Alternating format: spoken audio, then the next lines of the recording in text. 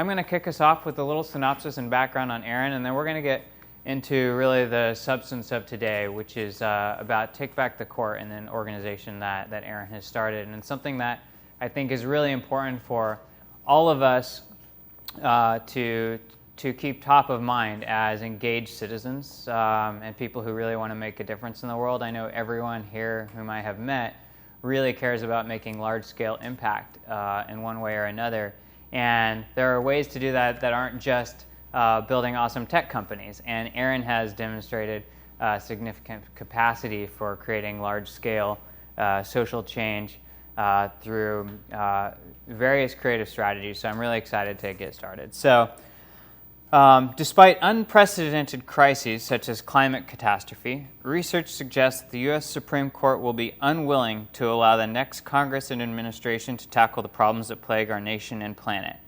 Aaron Belkin is a professor and advocate who has spent 20 years honing a novel strategy for informing public opinion, a strategy that he leveraged to convince the American public to support LGBT military service. The advocate named his institute one of the most effective LGBT rights organizations in the country.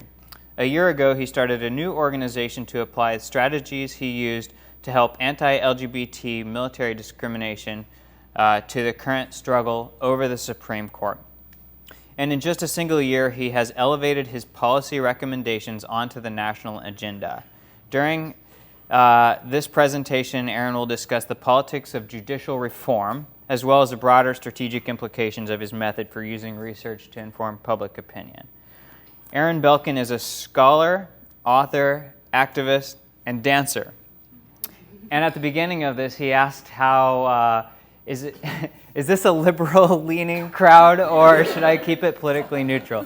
I said that we don't have a political stance, but we can keep it lighthearted, and I think people are pretty open-minded here.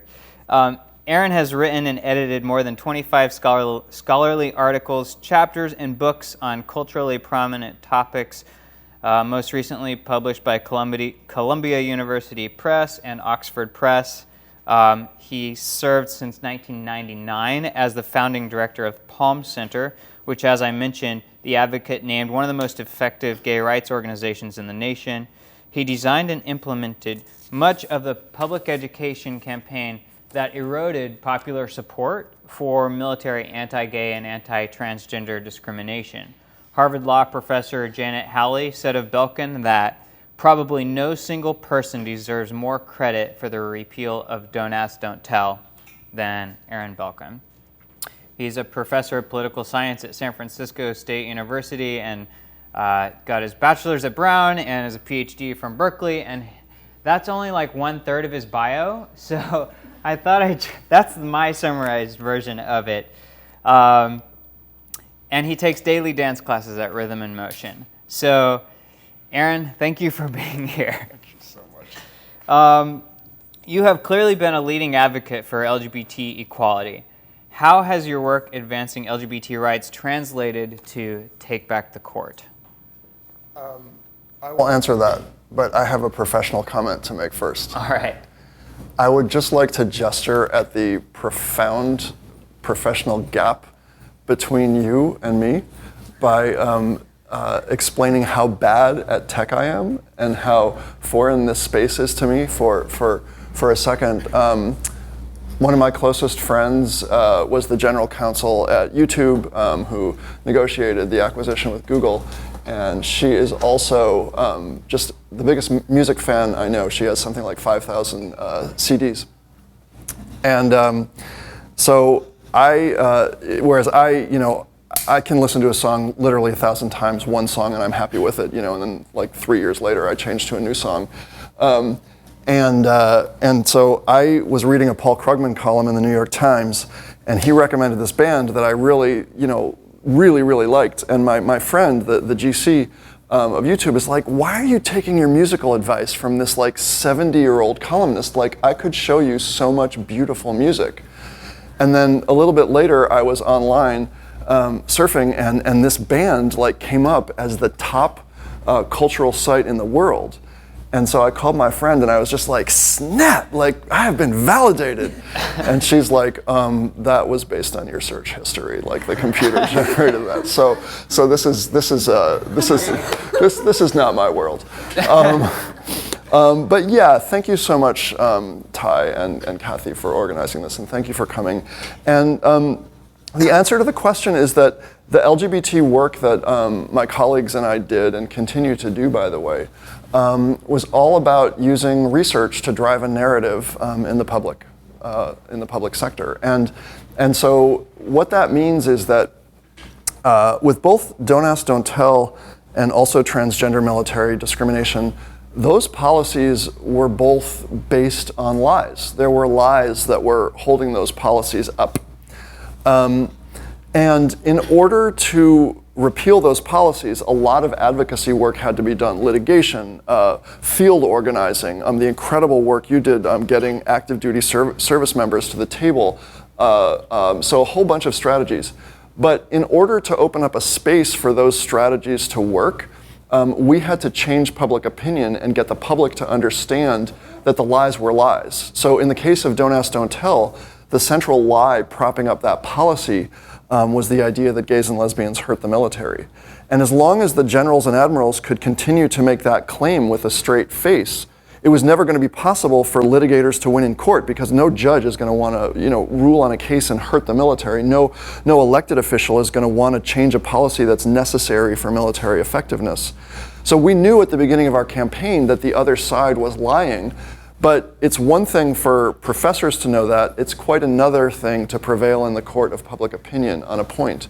And so what we did for more than a decade was every 3 or 4 months, about 35 times, and this worked literally every time, was we used new research to generate national headlines along the lines of, front page New York Times story, new study, gays and lesbians in the military a success.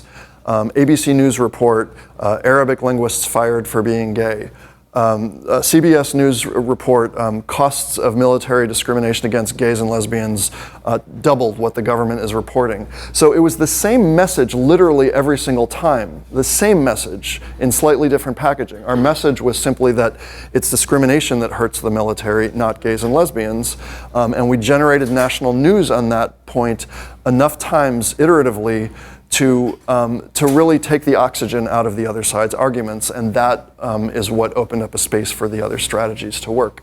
So in direct response to your question, I'll just give the short bottom line now because we can elaborate later, but my premonition was that that there was also, that judicial politics had become so distorted by distortions, that it was important to use research to try to inform public policy through the media about what the judiciary is doing and how the court could be reclaimed. Okay, so translate that over to Take Back the Court today, and tell us and tell our audience, what is Take Back the Court and why did you start it? So I am not a court expert. I'm not a lawyer. I'm a political scientist.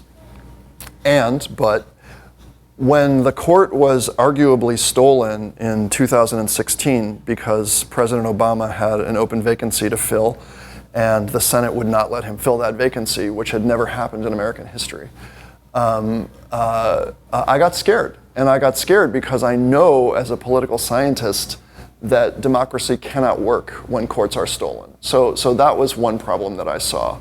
But there was also a confluence of things coming together for the first time in American history that amplified my small f fear into kind of capital P panic. And so it was the sense that the court had been taken and would not become a liberal court, possibly for a generation, just based on the demographics of the judges, the justices.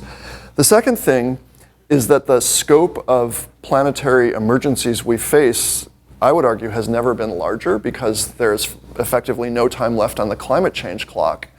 And the data show that the court, even before Justice Kennedy retired, even before the court was arguably stolen, the court has been behaving in very partisan ways.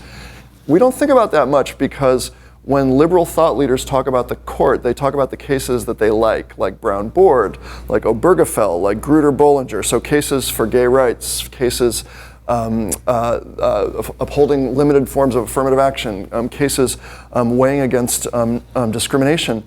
But if you look at the overall data of the court, it's an extremely conservative court going back 25 years.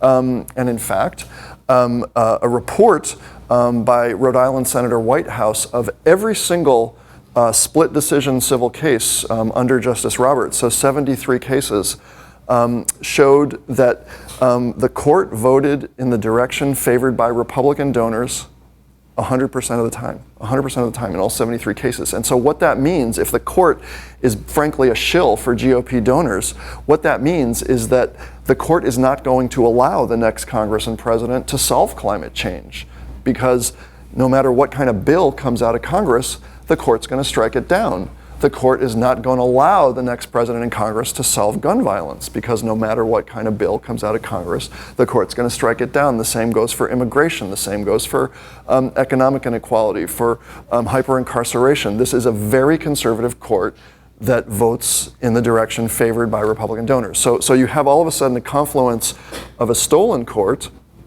and then you have a confluence of a partisan court that will not let Congress solve planetary emergencies. And then the third piece of this is that the court itself has been implicated in the compromising of democracy. And all of these issues have taken place in limited form before, but they've never come together in such a stark way.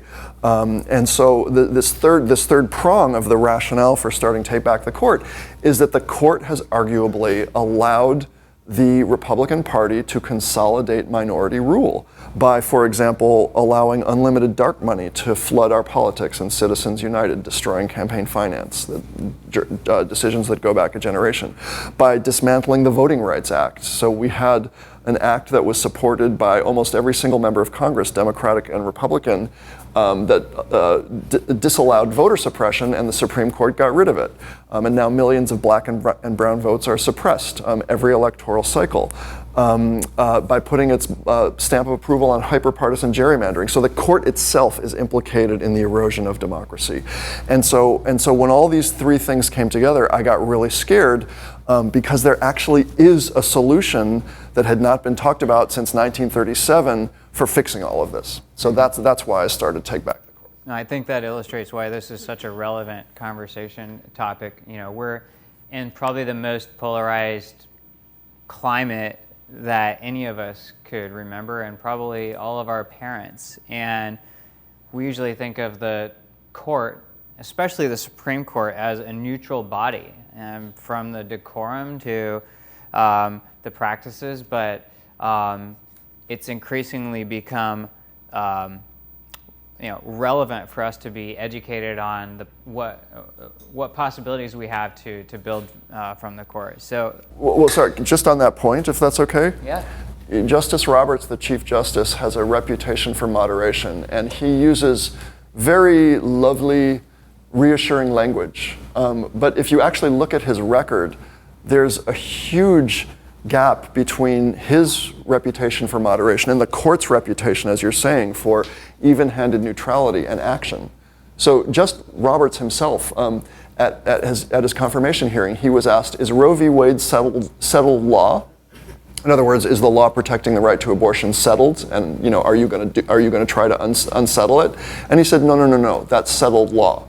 But when you look at his record, once he became Chief Justice, in all 6 cases he's heard dealing with abortion, he's voted against women's rights 6 times, 100% of the time.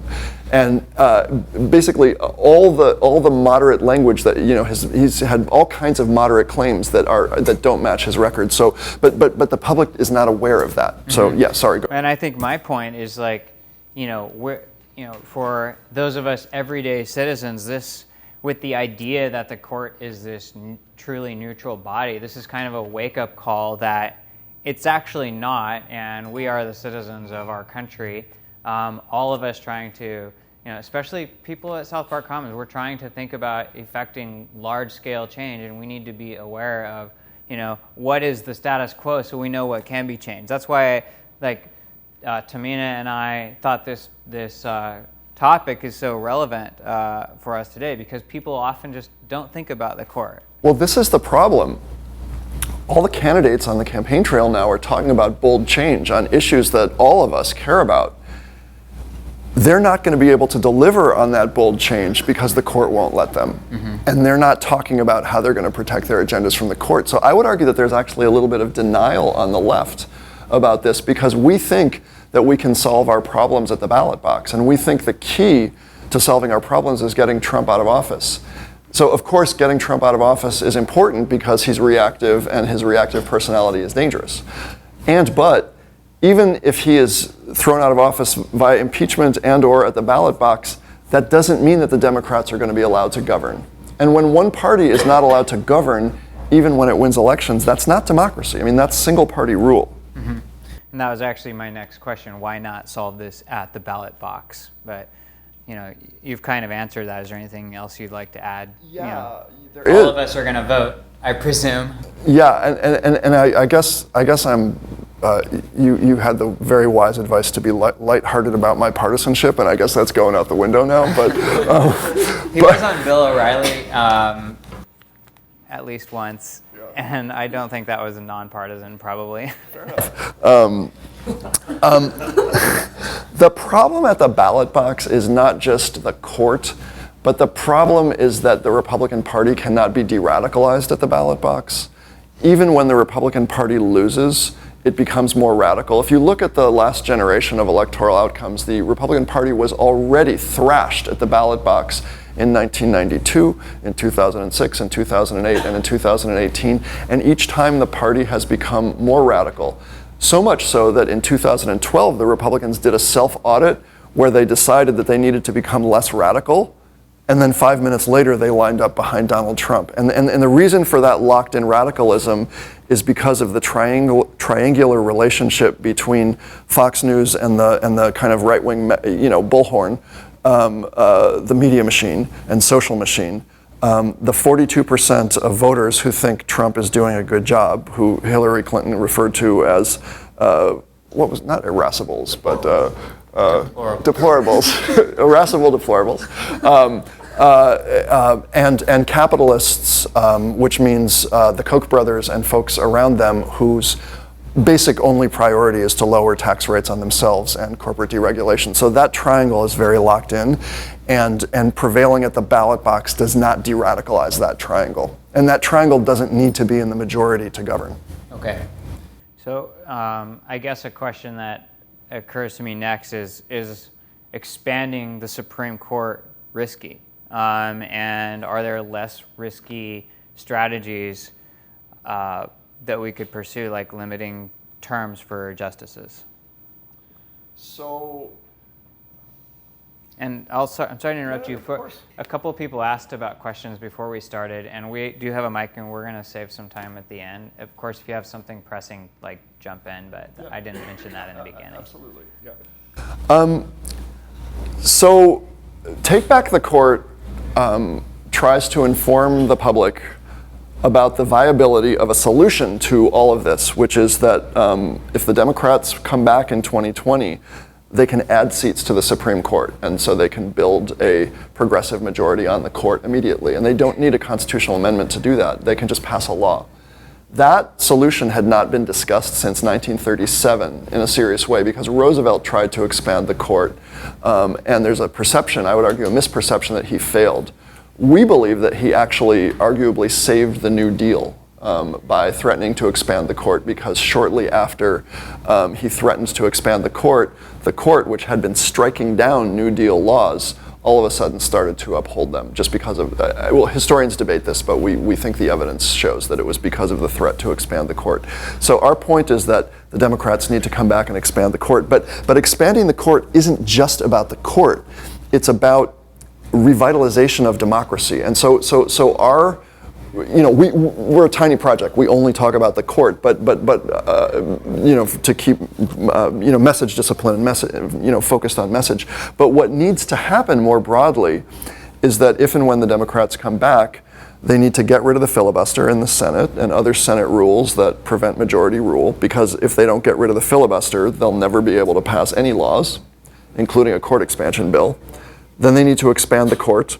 And then they need to pass a very aggressive version of a bill called H.R. 1, which is a bill that bans voter suppression and gerrymandering and dark money.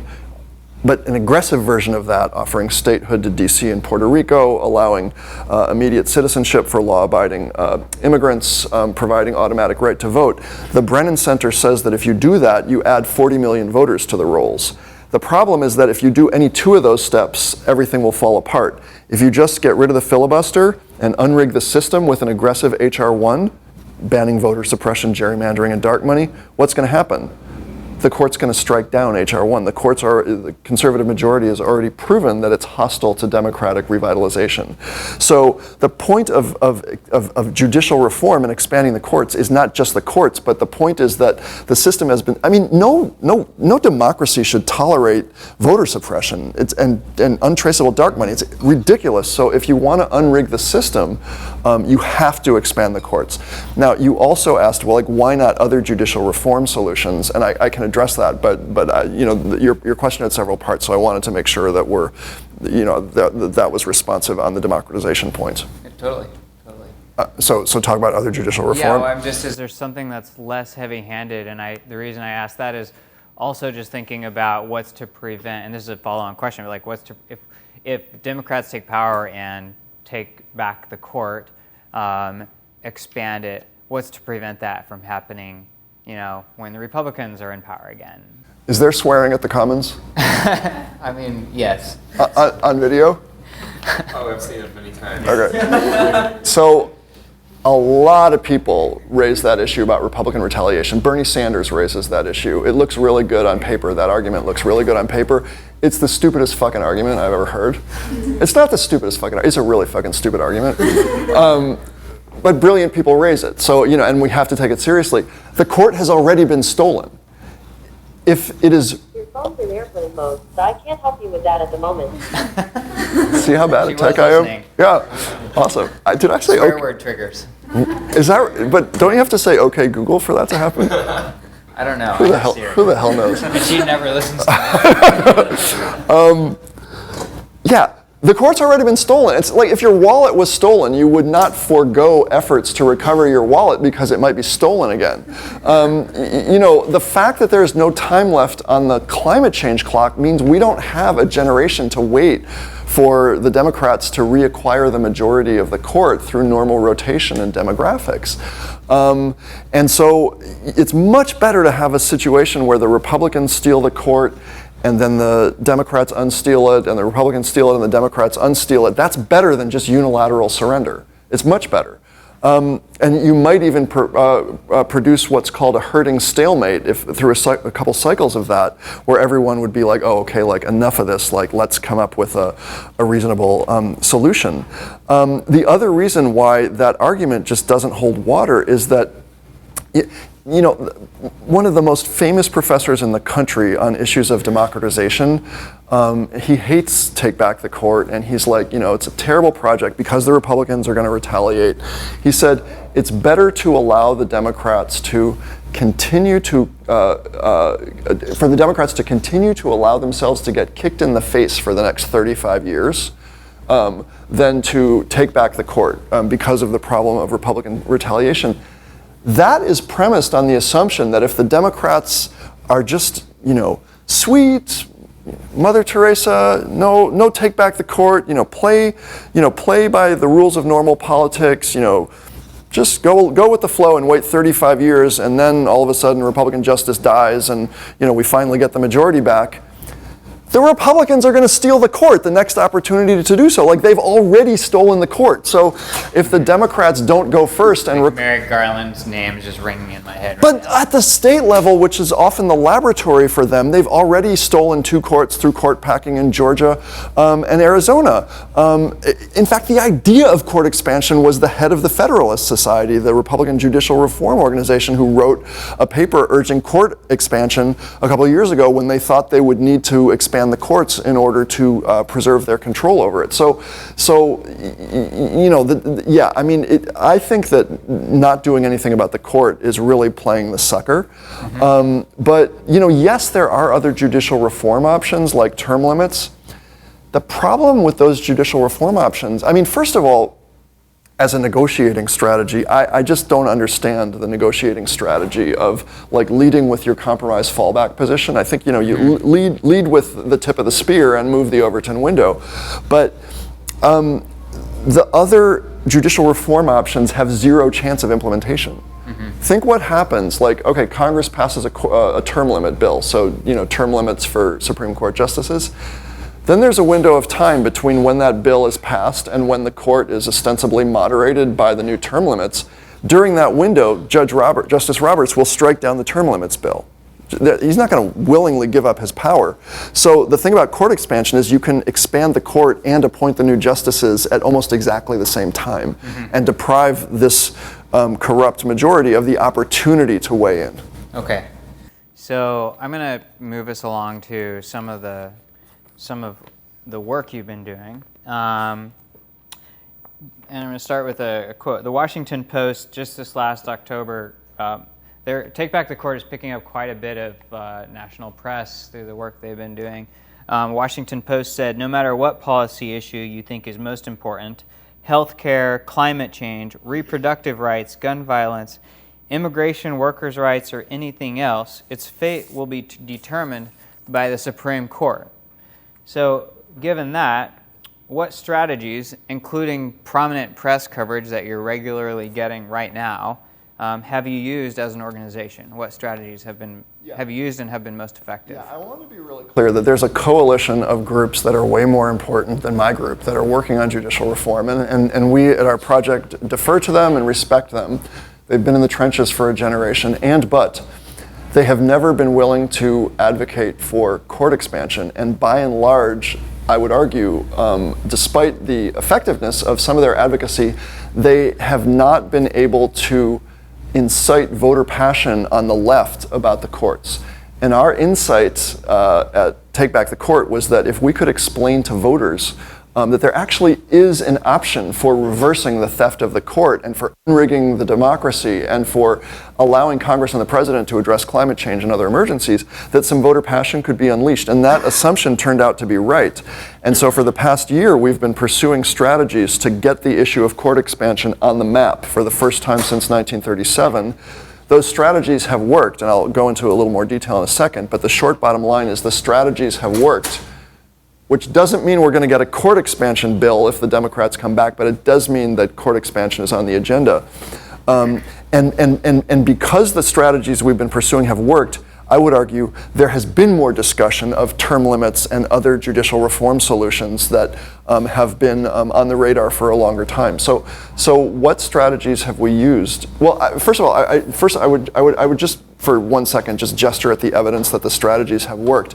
The evidence that the strategies have worked is that 5 of the current presidential candidates, including 3 of the leaders, Warren,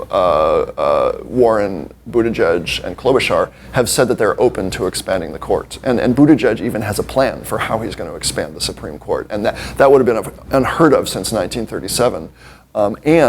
Validators like former Attorney General Eric Holder are now endorsing expanding the Supreme Court.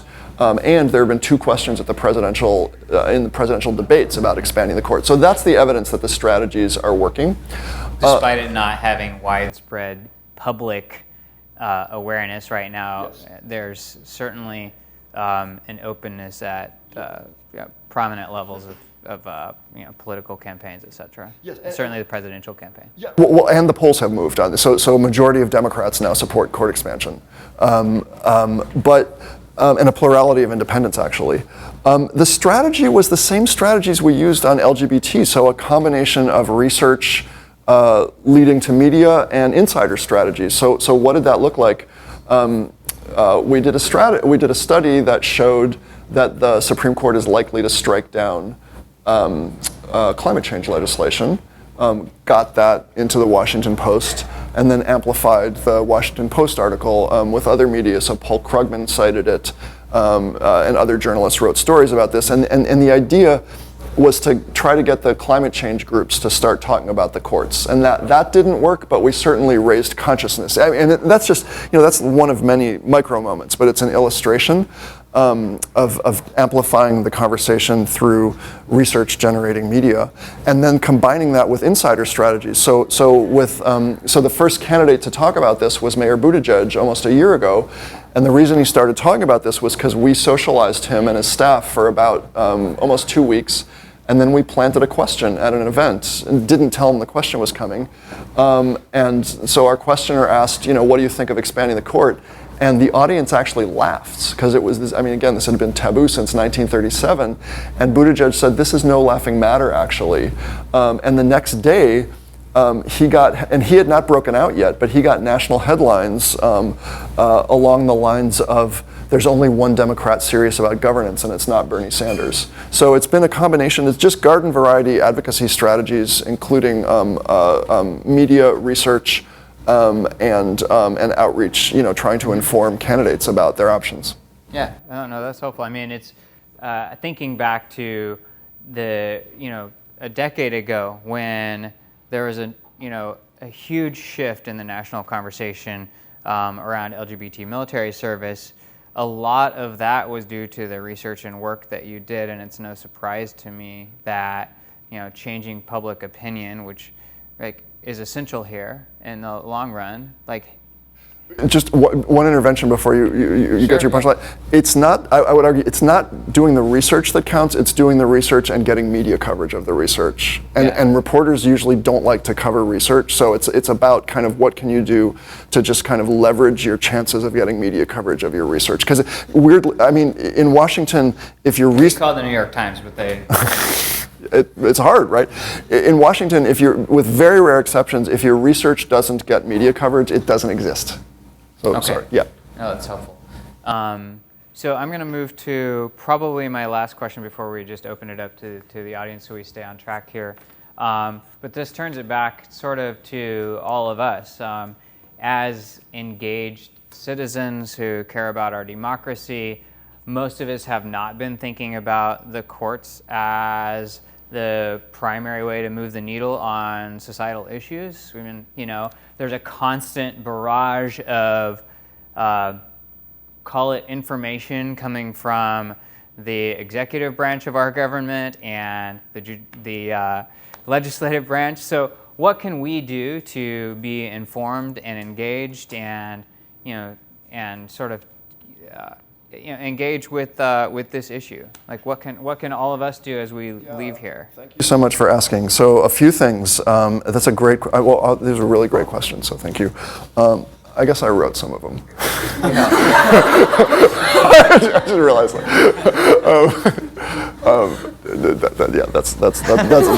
that. That's neither here nor there. Yeah, that's true. Planted questions. Planted questions. Where's Pete Buttigieg? So I think the most important thing is if any of this resonates with you, the candidates are going to keep coming through San Francisco for the entire electoral cycle because they get a lot of money here.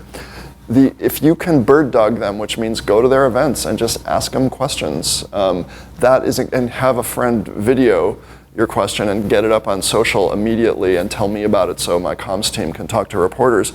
And one of the key questions to ask is, given the likelihood that the Supreme Court is going to strike down your plan for X issue, whatever you care about, climate change, immigration, what are you going to do to protect your agenda from the Supreme Court? So talking with candidates is extremely important. Organizationally, we are very small and very poor, and we have not been able, sadly, to create as much of a digital footprint as we want. And I'm sure there are people in this room who are expert at organic digital, social, and paid. We can't afford paid, but if you want to help advise us on organic, that would be super, super valuable. And then the last thing I'd say is, we always are open to just anyone who's motivated to come to us and say, I want to get involved and I want to do research, or just, whatever skill you have, you can tell us about needs we don't even know about that you can help address, and that would be amazing. Mm-hmm. And certainly this is the start of engaging a pretty active part of the tech community as well. And I will be one person to raise my hand and say, like, I go to Manny's pretty regularly. Has anyone been to Manny's? Like, it's pretty awesome. And he's had a number of our presidential candidates come through and do fireside chats like this. And, I'll definitely try to be there and maybe rally some South Park Commons folks, and we can plant some questions in the audience and try to ask, try to engage on this issue. It really is important. And just supplementing that, like the Manny's events are probably winding down because the Manny's events, he had most of the candidates through his shopping, almost all the leaders, maybe except Biden. But the reason for that is there were 16 or 17 of them all vying for the primary voters. At this point, as the field winnows, they're going to be room for 5,000 people. So they're more famous. They can fill bigger rooms, and they need money. So to bird dog them now, you're probably going to have to pay to go to a fundraiser. Well, we can pool our money and nominate Kathy to ask the hard questions. Let's open it up to. Thank you, Aaron. Let's open it up to questions anybody might have. Yes. So I have a question, which is why the focus specifically on climate change? I think it's like one thing I didn't understand from your story, given all of the issues. And if you don't mind to repeat the question. So why did we decide to focus on climate change in the vignette I told, and not the many other issues? That was just one little kind of micro-strategic site, and we have limited bandwidth and resources, and so we just we do what we can, and we know that there's a huge constituency for climate change, and that's one of the areas where it's pretty clear that we have an anti-environmental court. And so we thought that was a good way to amplify the conversation. But we've also done a study showing that the court is likely to strike down DC statehood. We just released a study and got Washington Post coverage on it that shows that the court is likely to strike down the next president's executive orders, regardless of what they're about. And that's going to handcuff the White House from day one. We're about to release a study that shows that the court has been amplifying white supremacy. We're working on a study. We just released a study that showed, and we got coverage in farming media because it was a study that showed that the court is likely to strike down rural revitalization plans that Iowans depend on, and we're trying to jumpstart a conversation in Iowa. So we are doing what we can to contribute on every issue, but it's just it's a question of bandwidth. Yeah.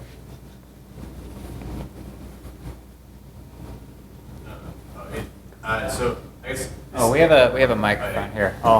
Yeah. I might have forgotten to repeat. Oh no, I did repeat your question. Yeah. I guess the strategy of expanding the court is dependent on having congressional and Senate majority, right? So what would happen in a world in which there isn't a Senate majority? Like, is there something that might be possibly bipartisan that would work, or in that case, it's just kind of like wait another 4 years? I mean, I'm not, and it's going to be hard to win in 2020. So, this whole conversation may be moot, right? Or play out later. Well, but this is the problem, is that demographically it's just going to get harder and harder for the Democrats to take the majority control of the Senate unless the system is unrigged and those 40 million voters are added to the rolls and statehood is granted to DC and Puerto Rico.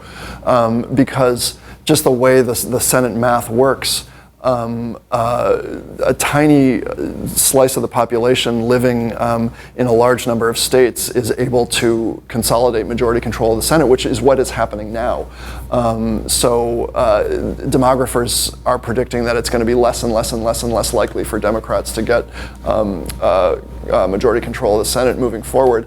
I don't think there's a bipartisan solution to any of this because, I mean, my analysis, which you could absolutely disagree with, but my analysis is that what we're seeing across the range of policy issues, the gaslighting, the lying, the extreme policy positions, the allowing Russia to influence our election, all of it it is a function of a ruthless partisan power grab of a party that knows that it is slipping into the minority because it is catering mostly to white people, and that can't win unless it cheats. And so there is zero incentive for the Republicans to de-radicalize or to compromise on any of this. I mean, they have consolidated control over the levers of power. And even if the thing is, like, as long as they hold the court, even if they lose the White House and or Senate and or House from time to time, it doesn't matter, because they can obstruct and prevent Democrats from governing. They can use the court to enact retrograde economic policies while they're out of office, and then they can come back into office and cut taxes. So there's just no incentive for the Republicans to compromise on this stuff. Really scary to imagine that it's demographically would be difficult for Democrats to take back the Senate 2024 or after. That's pretty scary. Even now it's tough. I mean, I'm pretty sure that now the Senate, Republicans have majority control in the Senate based on millions of fewer votes for senators than the Democrats received. It's just the Democrats waste a lot of votes in New York and California. Probably have time for 2 more questions. I think Braden had a question, maybe. Oh. I guess, well, it's not a full-form question, but what are your thoughts on, I guess, the media? Because it seems like the media actually has a lot of power, and it's at the top of all your conversations. So how do you think about that and trying to affect that, or do you? Really tough. It's always tough to get coverage of research. In the Don't Ask, Don't Tell years, it was tough to get coverage of the LGBT research. So that's kind of a through line. It's become tougher and tougher as social has crowded out old media, and fewer investigative journalists, more and more emphasis on human interest stories instead of data, more and more interest on the part of journalists in clicks than policy analysis. So problems that have been around for a long time have been exacerbated. So it is. I don't know if this responds to your question, but I mean, just at very least, I can say that it is a difficult and increasingly more difficult media environment to use research to inform public policy, so that public policy is informed by truth instead of resentment and lies.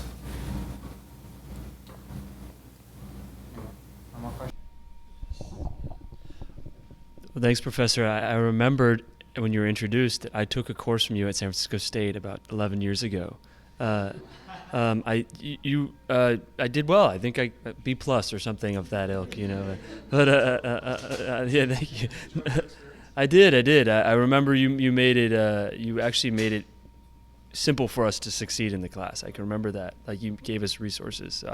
And I remember being inspired by some of the things that you taught at the time. It was like a 100 class or something, like a general ed class. So, but it sort of maybe helped me form how politics and discourse can impact our consciousness. So, on that note, I wanted to come full circle and ask, what kind of dance?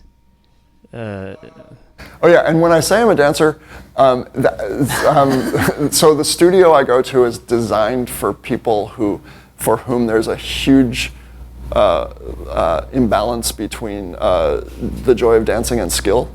So, and they seriously, and they invented this method. It's called rhythm and motion. They invented this 17th and Shotwell. They invented this method 40 years ago of getting people to dance even when they suck, and not be humiliated by it. And they say before every class, if you're lost, fake it, but fake it big and fake it with a smile. And they encourage everybody there, and they people up into their 70s dancing, every kind of body, every age, they just want people to experience joy through dance.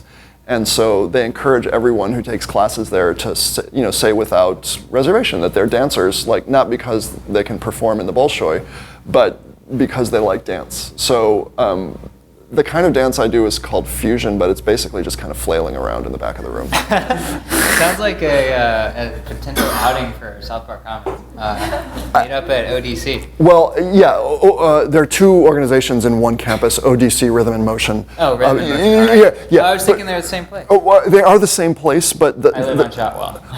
yeah, they're the same physical space, and it's the same roster of courses, but the courses are designed by 2 organizations. And so the ODC classes are kind of more teaching you how to dance, and the rhythm and motion classes are more about just kind of, finding your joy. But it's changed my life. I actually moved to be right next to the studio, so I could just like roll out of bed and go to class. And I encourage all tourists to San Francisco to take a class because there are newcomers every day, and they're always welcome. And to me, it's like way more interesting than like the Golden Gate Bridge. I love that. Well, thank you, Aaron. This is a really relevant, important topic. I really appreciate everyone's attendance and interest and great questions. And let's have a round of applause for Aaron.